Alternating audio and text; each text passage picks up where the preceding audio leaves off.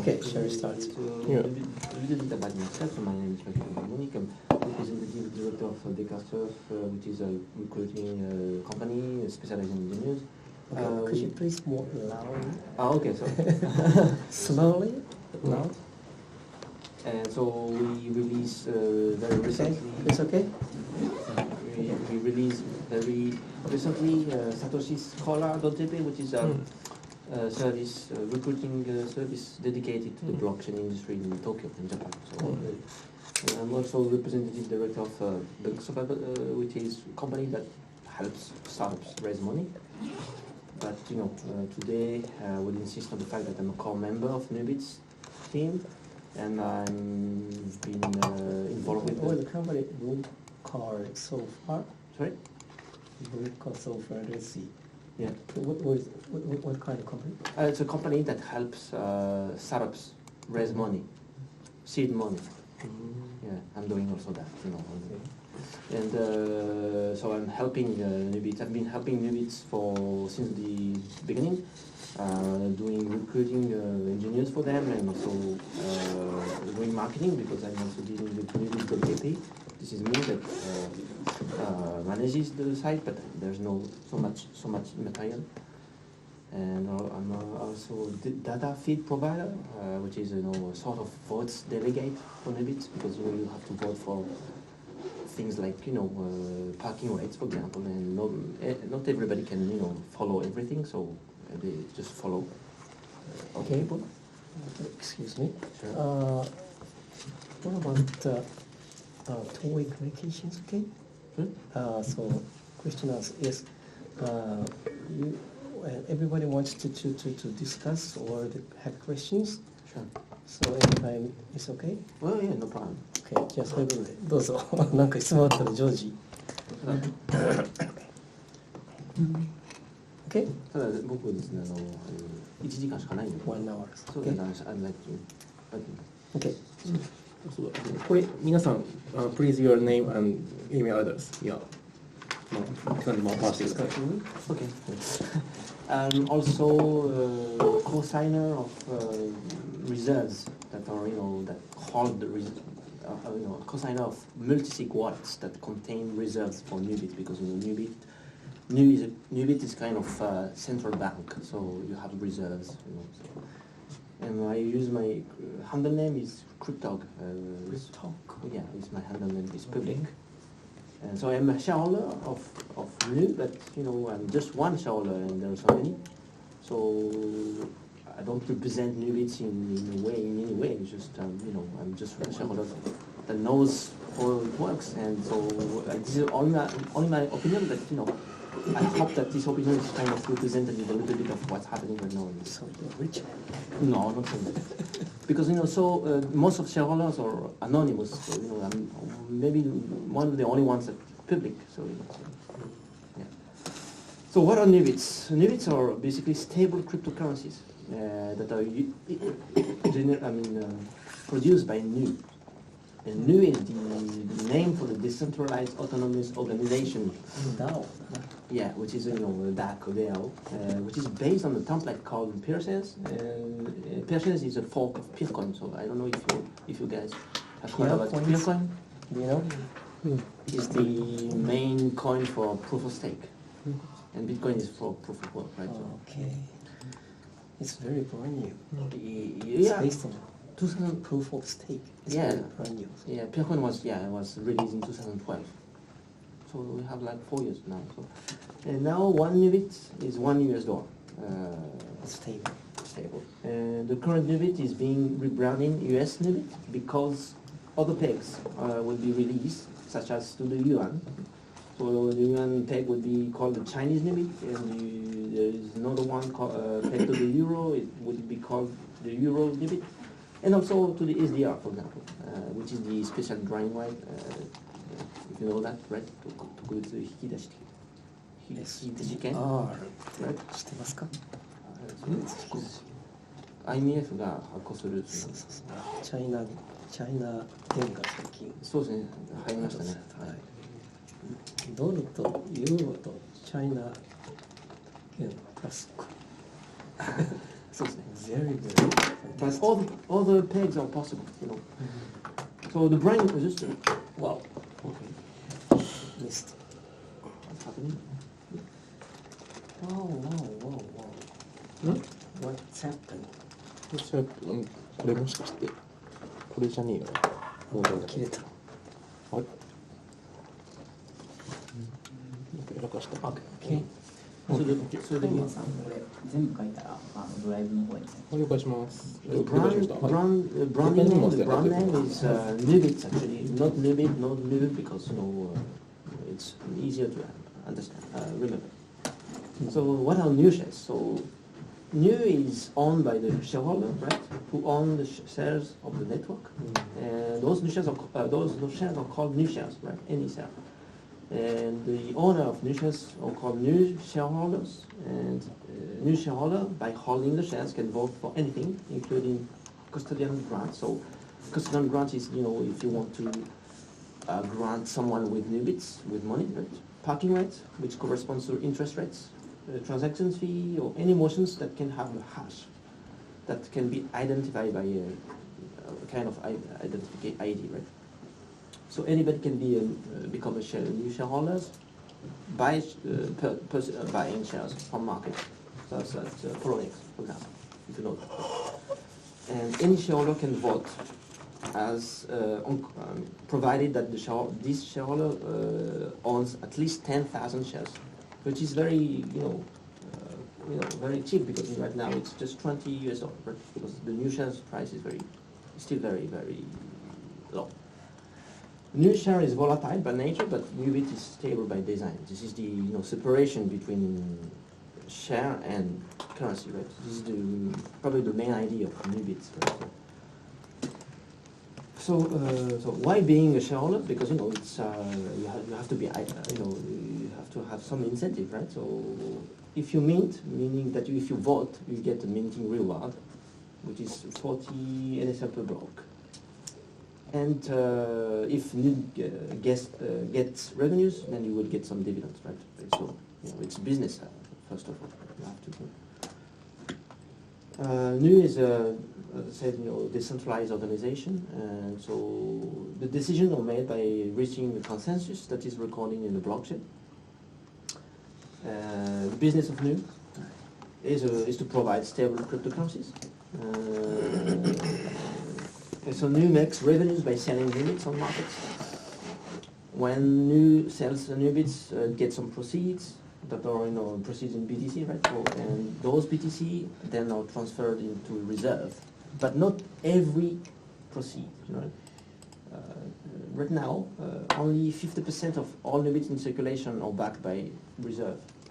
So at the end, Nu is a decentralized. You can regard Nu as a decentralized, open source central bank with a fractional reserve, because there is only 50% of reserve. Right? Now, how the peg is maintained, right? So this is the main question, one of the very important questions. Basically, the peg is maintained by creating, artificially buy and sell walls on markets, right? Big walls, like. Right now, there are 100,000 US dollar on each side, on the buy side and the sell side, right?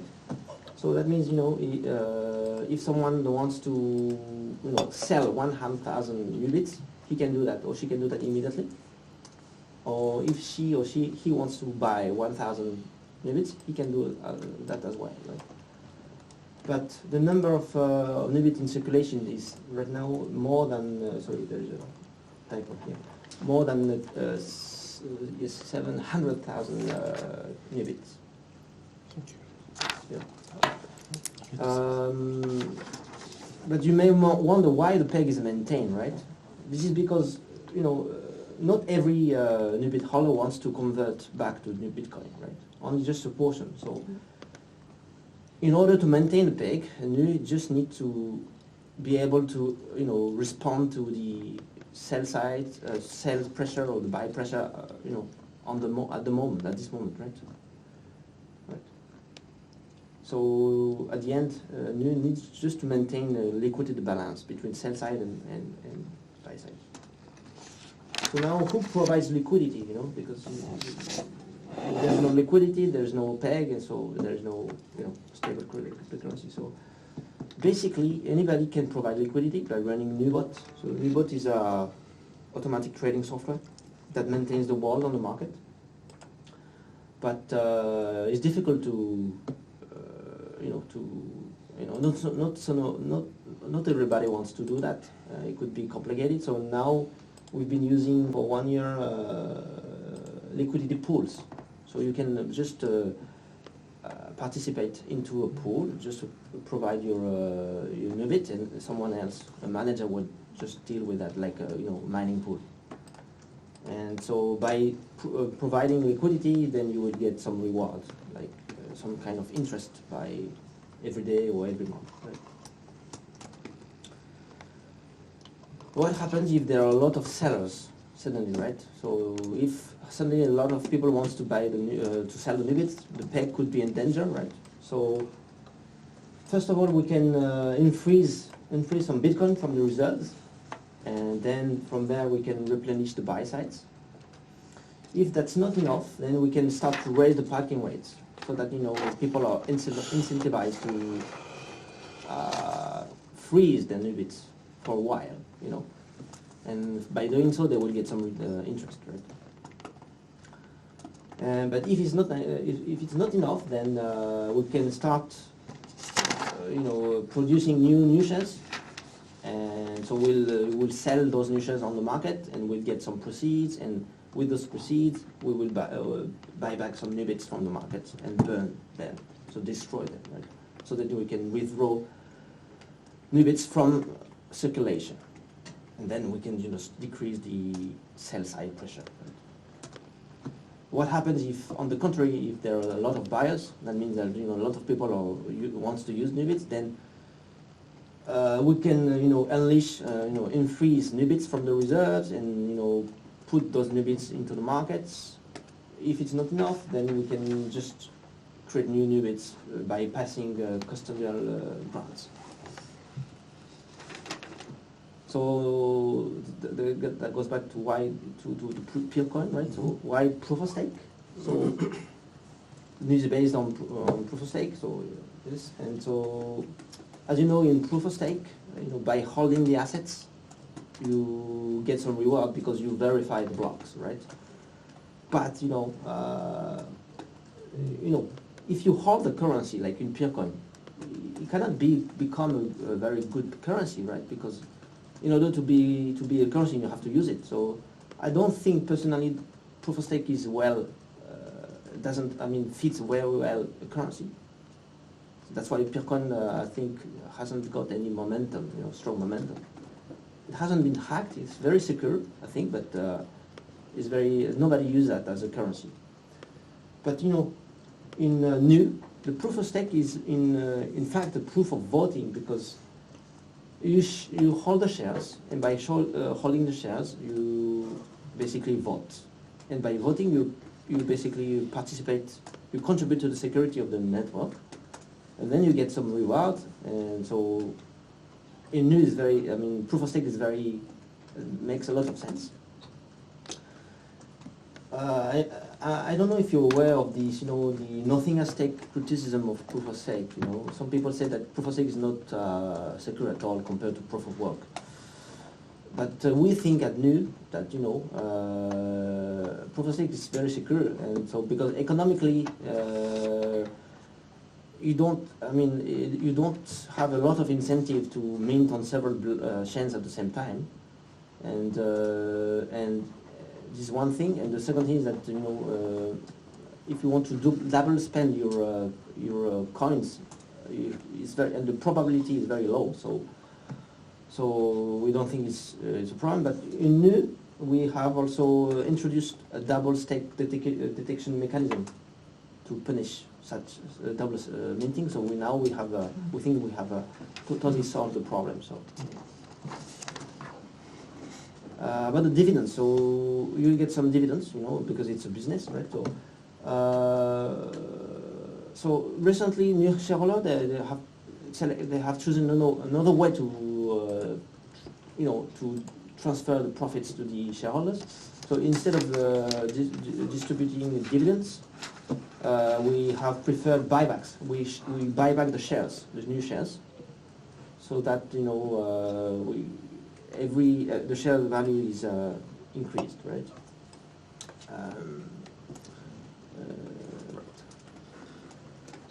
But recently we hasn't got any very good revenue, so we haven't distributed any dividends recently. NuDroid is the NuBits wallet for Android. There is no wallet for iOS, unfortunately, right now.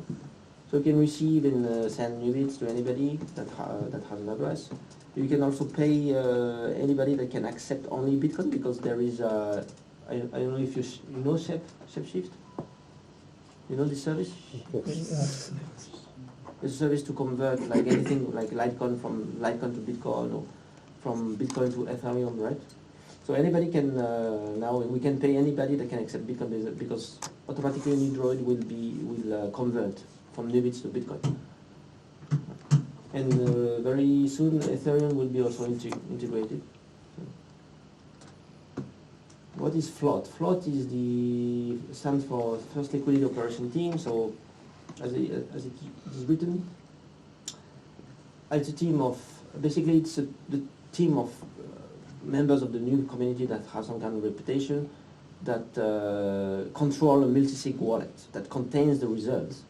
We have a reserve in Bitcoin, NuBits, NuShares, and Peercoin. So, I am a member of Bitcoin and NuShares FLOT, by the way. Tier liquidity. So liquidity is the blood of Nu. If there is no liquidity, there is no peg. And there is nothing. So let's say that if there is too much sell-side liquidity, that means a lot of people are selling NuBits. So that could bring a situation in which one NuBit is worth less than $1, right? Because people will be selling too much. On the contrary, if there is too much buy-side liquidity, then we could have like one NuBit is worth more than $1, which is also problematic, because we don't have the peg is lost in this way as well. So that's why we have introduced a structure in the liquidity in order to control the health of the network. So we have tier 1 with this liquidity on that is put on the order books in the exchange. We have the tier 2, which is the liquidity that is into the exchange but not on the order book.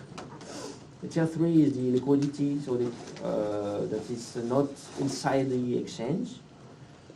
And then you have tier 4, which is the reserve, which I deal with, and then if it doesn't work, then we have tier 5, which is we can manipulate the interest rates. And if it doesn't work, then we can issue new shares. And so, by the way, the more we go to the bottom, the more time it would get to unleash the liquidity. Tier 1 is very immediate. Tier 6 could may take some like a few days, because we have to vote, and it can take some time. But if we're not able to deal with to maintain the peg with tier 6, then right now the peg will be lost. So, but some achievements.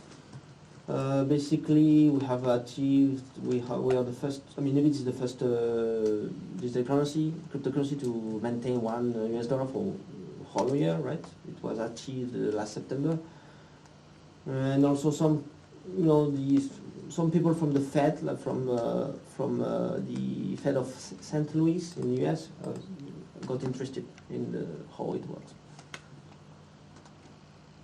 But why a stable cryptocurrency, right? You may wonder, because a lot of Bitcoiners, they really don't care so much about the stability, and they hate the fiat money, right?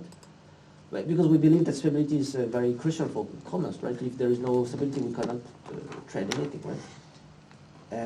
And the main criticism is that we peg NuBits is pegged to US dollar, so fiat money, so it's fiat money, and it could be hyperinflated, right? But But personally, I don't think we'll see that in over the coming years. I don't think that we can afford US dollar could be to be hyperinflated. It would be catastrophic for the economy. So I don't think so. But if it happened, then we can peg to other instruments like a basket of commodities, for example, if we have some kind of mechanism to get the price, right? But soon we'll have SDR, for example, which is not, I mean, which is a basket of fiat money, but it's at least, I mean, it's an improvement to just one currency because it's a basket, right? So what we are proud of so far, we have that. We think that NuBits is the most successful stable cryptocurrency so far. We think also, NuBits has one of the best decentralized governance because we vote for anything, everything, because of the decentralized voting mechanism inside.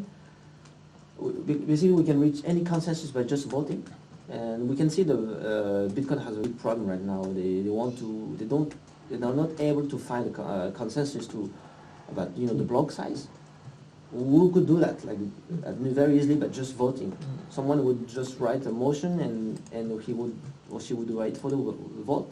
If it passes, if it gets more than 50% of the vote, then we'll decide that we'll decide that, right? And another thing which is very convenient with NuBits is that we can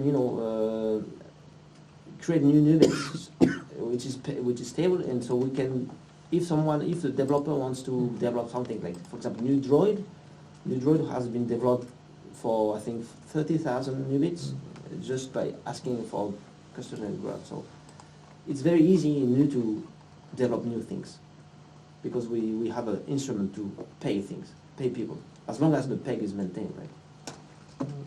But of course we have a big challenge, so we need much more liquidity. Right now we have only $100,000 for sell side and buy side. This is very tiny compared to if we want to create an internet currency, right? We need much more automatic process in the way liquidity is released, because right now float members, they monitor the liquidity manually, and of course we have some tool to monitor, but everything is done manually. We have to create some script to make it automatic. And we need more security in the way liquidity provided, because right now liquidity is provided into the centralized exchange. And last year we were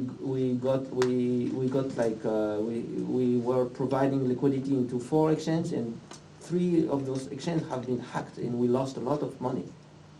So for us, we are very worried about the fact that to provide a lot of liquidity in one exchange is very dangerous. That's why we are creating now. We are developing the decentralized exchange called the BNC exchange, which would be totally decentralized, and it would the idea is to provide most of the liquidity into the BNC exchange, so that we don't have exchange default risk, which is the biggest risk right now for us.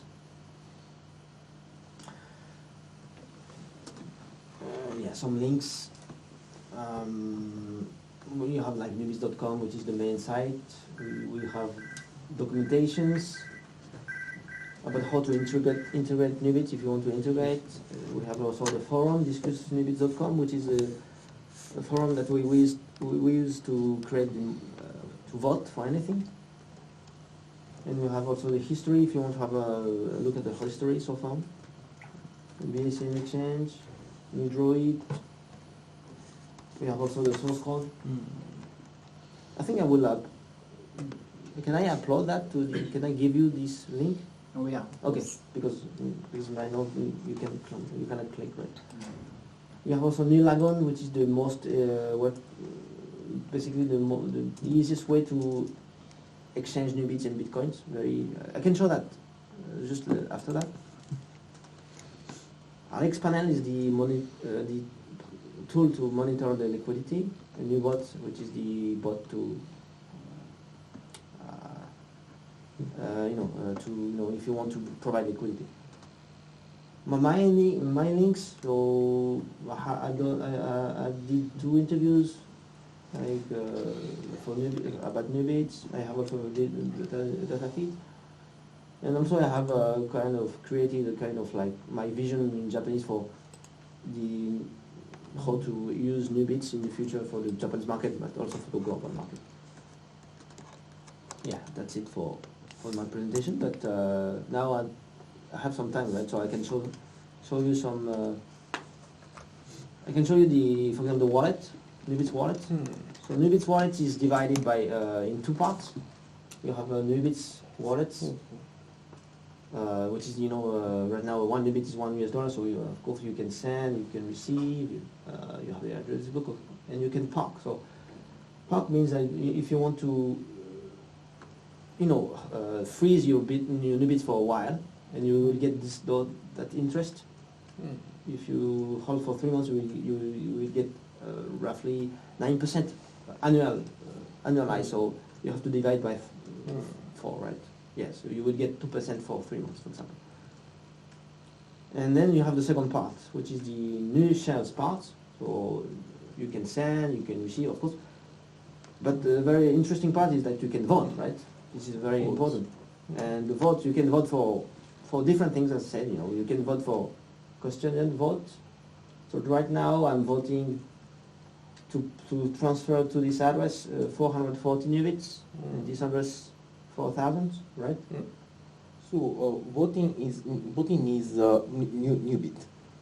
You get no, it's new 新しいNuBitだったり、その金利とかも投票できますね。とかね、そういう感じ。あとはモーションボーというのはそれ何でもいいんですけども、誰かがこう何か書いてですね、でそれハッシュをもらってですね、そのハッシュ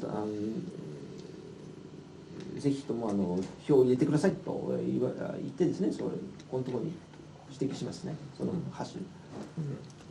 あとはフィーは取引トランザクションフィーですね。NuBits 00今僕がボーティングしているのがこれですね。あとはデータフィードというのは、ほとんどの方はわざわざこう自分でやんないんですよね。だから誰かのフィードに従ってやるんですね。お任せするんですね。僕は自分のフィードに従っているんですね。でこれですね。で今は金利がこんなふうな金利が投票されています。で例えば3ヶ月、先ほどの3ヶ月は 8% アナライズだから2% ですね、大体。今3ヶ月間、凍結したら3ヶ月後 8% の、利益と金利が得られます。利息が得られます。あとはリクイディティっていうのは今のどれほどペグが健康的なのか見ることができます。で今バイサイドが約10万10万ドル、セルサイドがやや多いんですけども、大体一緒ですね。だから今のペグが健康的ですね。ただし最近ですね、つい最近これ金利を上げ始めました。なぜならば結構ビットコインが今ちょっとずつ上がりつつあるので、トレーダーたちがNuBitsを売り始めました。なんでだんだんバイサイドがちょっと減ってきたで、これが最近NuBitsをもらったアドレスですね。はい、こんな感じですね。あとはこれがサイトですね。いろんなものが交換とかそのリクイディプールですね。その流動性をテックするためのプールとか、ドキュメンテーションエクスプローラーとか、ボットはトレーニングのボットにね、NuDroidとか、でこれがそれがこれっていうのは単語ですね、用語ですね。あとは毎日使われる、僕が使うのがこれですね、フォーラムですね。ここでディスカッションして、でモーションとかその金融政策を決めるんですね、ここで実はですね。例えばこのところはリクイディティのに対してのスプレードですし、そうですね、パーキングライツというのはここは金利に対してのついての話ですね。で、例えばここのところはですね、誰かがこのモーションを作ってですね、でハッシュをやられたんですね。はい、ここのところはハッシュ。あとはこれがリクイディティをより詳しく知りたいならばこのとこ見るんですけども、はい、で先ほど T1、T2、T3 というのは先ほどのいろんな層があってですね、一番目の層というのがありますけど、でこれがニューラゴンといいまして、一番そのビットコインからニュービッツを買いたいならば一番、またはニュービッツを売りたいならば一番便利なツールなんですね。これがNuDroidですね。ウォレット。でこれがソースコードですね。NuBitsとNuWalletですね。はい、こんな感じですね。So just quickly, I mean, we can rush through this, but we'll go to the technical stuff. As everyone knows, half the world is either unbanked or underbanked, right? It's a very widespread problem. But actually, that's a problem, but it's also, we have problems too in the developed world, right? Permissionless innovation is a dream, right? If you want to create a financial application, you cannot access the internals of a bank and create something really new, right? It's off limits. Bank accounts do not pay interest. They pay nothing, right? Didn't always used to be the case. World assets are stuck in silos. Assets are separate. For example, it's not easy to buy assets on the Shanghai bourse or short assets on the Shanghai bourse, right? So the big bubble, you want to short it, it's impossible. Some businesses can't borrow money easily, right? In the US, every trade takes 3 days to settle. 3 days to settle. It's incredible, and there's very high fees. And finance isn't really configurable, right? So, there hasn't really been much disruption for a long time in banking. The disruption is really insignificant. So if you look at the size of Wells Fargo Bank, founded in 1852, there's a total capitalization of 250 billion. PayPal is tiny, it's only got 44 billion capitalization. No one is disrupting the banks, right? And the banks have been around for hundreds of years, for a very long time. But this is a strange situation, right? They're hugely profitable. They lost trillions of dollars of money in 2008, but there's no disruption, right? Why is there no disruption? And of course, the reason is a monopoly, right? That they're too big to fail. The regulations are very complex and onerous. It's very expensive to integrate with the system. It's very difficult to be a bank, right? So we really need a parallel system, not to extend, in my view, not to extend banking with blockchains, but to create a parallel financial system, right? A virtual financial system that's global and that works in a different way.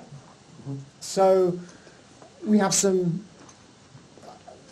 things that are making this possible, right? So obviously people in the world, there's a lot of people connected now, have internet connectivity. A lot of people have smartphones. In India, they have a smartphone, an Android phone for $4, right? And then, of course, we have smart contracts and the world computer, right? Ethereum, basically, the world computer. And these two things, smart contracts and the world computer, can create autonomous systems. Autonomous systems. And autonomy is very important because when you're creating financial systems, it's a very highly regulated market. So there are two approaches. One is you interact locally with every single bank. It's really just extend the bank. The other is you try and create a global system. And there's a problem. There's 196 countries. 196 countries. They all have intersecting regulations but conflicting regulations. So the only solution is to ignore all regulations, right? Completely ignore all regulations and create a protocol. Like Bitcoin's a protocol. The banks don't like Bitcoin. Lots of people don't like Bitcoin. But it's still running, right? You can still access Bitcoin because it's a protocol.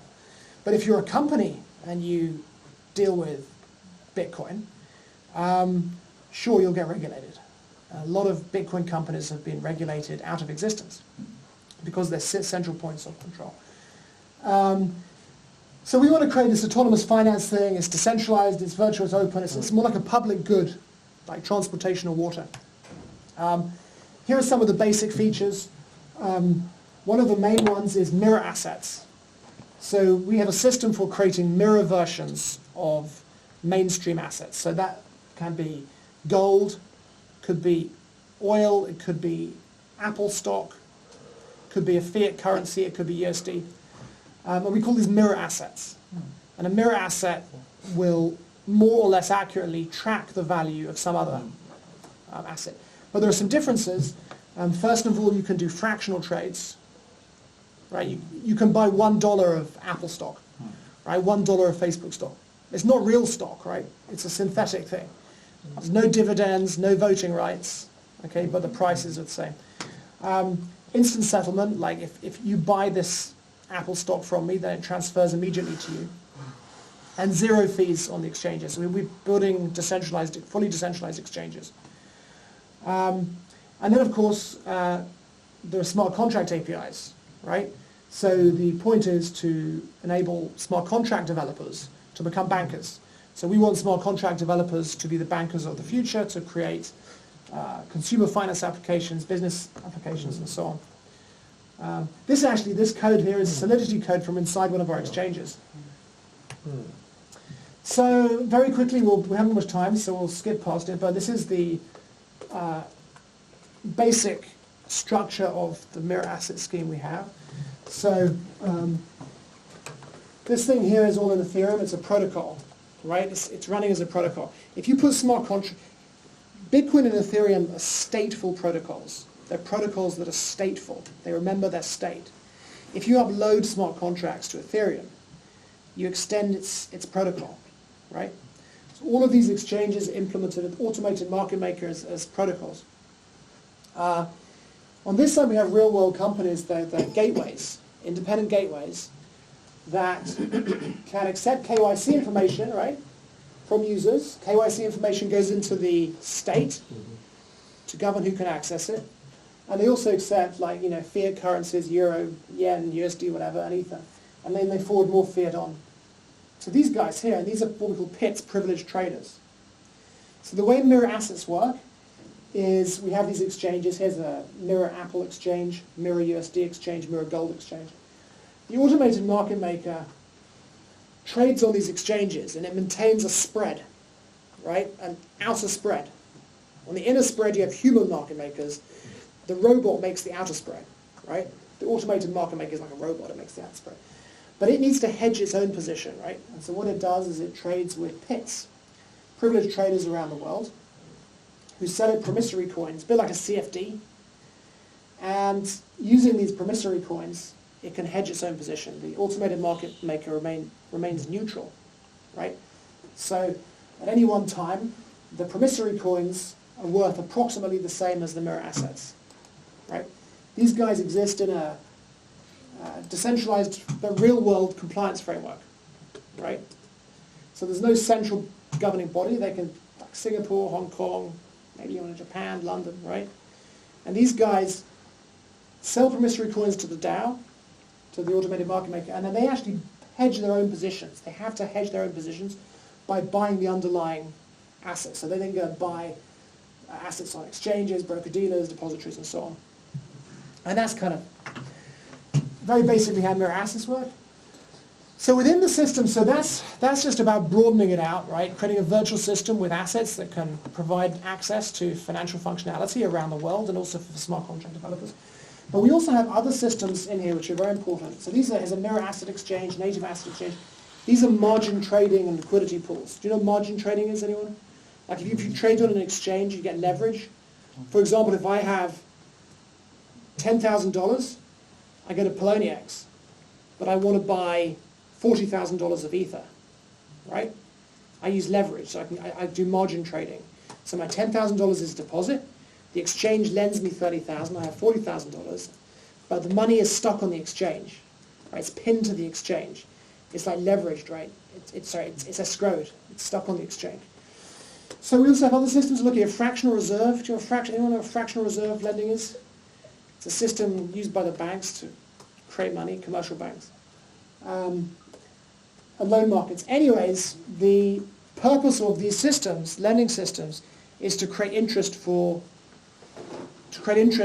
consumers and businesses, right? So this is our existing system today, right? So we deposit our money in banks. We don't deposit our money in banks. We lend our money to banks. When you put your money in a commercial bank, the bank owns your money. It gives you an IOU, right? Deposit. Actually, the bank owns your money, right? So you don't deposit your money in banks. You loan your money to banks. You lend your money to, and that's why your bank account is in credit, because you're a creditor. But you get 0%. The bank makes money with your money, right? The bank takes your deposits and lends it out many, many times over and over again. If you deposit $1,000 in the bank can create $75,000. Yeah. It lends out $75,000. For your $1,000, the bank, in the UK it's even more, it's like 95. If you put $1,000 in a bank in the UK, it will create $94,000 and will lend $95,000. It makes a lot of money from this, right? It makes a lot of profits from this fractional reserve system. But the current system is here. You're a consumer and you're a business. You deposit your money into the bank, right? Put your money in the bank makes money, puts the money in the investment banking division, right? Puts money in lending money, right? And remember, if you put $1,000 in the bank, it can lend out, in England, $95,000, right? It's a lot, right? Makes big profits from lending, right? It's charging 10% interest on loans, right? It's multiplied. This is how the current banking system works. It's the same in Japan, right? Fractional reserve. This is how it works. You put your money in the bank puts it in investment banking, makes profits, put it into loans. Can multiply your money by creating new money electronically, and makes huge profits. But the profit comes here. Banker pay, bonuses, bank dividends, bank branches. I live in Palo Alto, and there's a lot of people with money in Palo Alto, which the banks want to collect, right?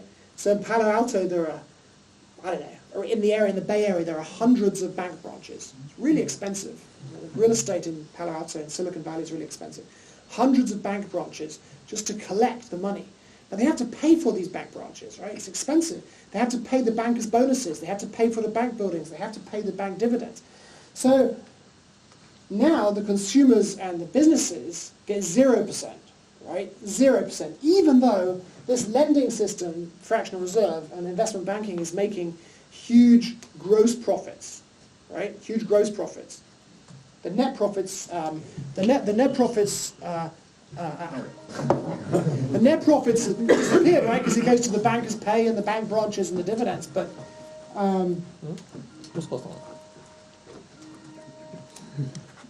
時間ですよですね。タイムちょっとぐらいはいいでしょう。ちょっとぐらいはしましょう。 So we change it anyway, and now you have no bank, right? No bank. Instead you have autonomous finance. So now the idea is that when consumers and businesses, they purchase interest coins. And the interest coins go in, liquidity goes into the system from the interest coins, right? And you have systems for market making, financial markets, and you have lending systems, for example, margin lending on the exchanges for the mirror assets, right? Which is completely automated in the case of margin lending. And now the interest comes back to the consumers and the businesses. And that's pretty much the simplified form, the purpose of autonomous finance. To, first of all, broaden access to assets, for example, around the world, broaden access to financial functionality, so we can make a very sophisticated consumer finance application or business finance application using smart contracts. So smart contract developers become the bankers of the future, right? Because they can build all of these financial systems. And then secondly, to provide benefits to people inside the system by removing the bank, which is very expensive, and basically swallows people's profits. So at the moment, if you put money in a bank account, it gets 0% interest. Really, it's devaluing. If you put $100,000 in and inflation is 2%, you just paid the bank $2,000 to look after your money for a year. Really, the bank should be paying you a share of the profits on the capital, right? So, you know, we're looking at giving people between 6 and 60% interest. So, for example, the lending rates on Poloniex exchange, for people who lend Bitcoin for Ether trading, at the peak of the bubble, almost 2% a day, right? It's incredible. So, you know, 6% if you just want to buy interest coins that provide liquidity for something very safe, like gold trading, like 10x leverage or something like this.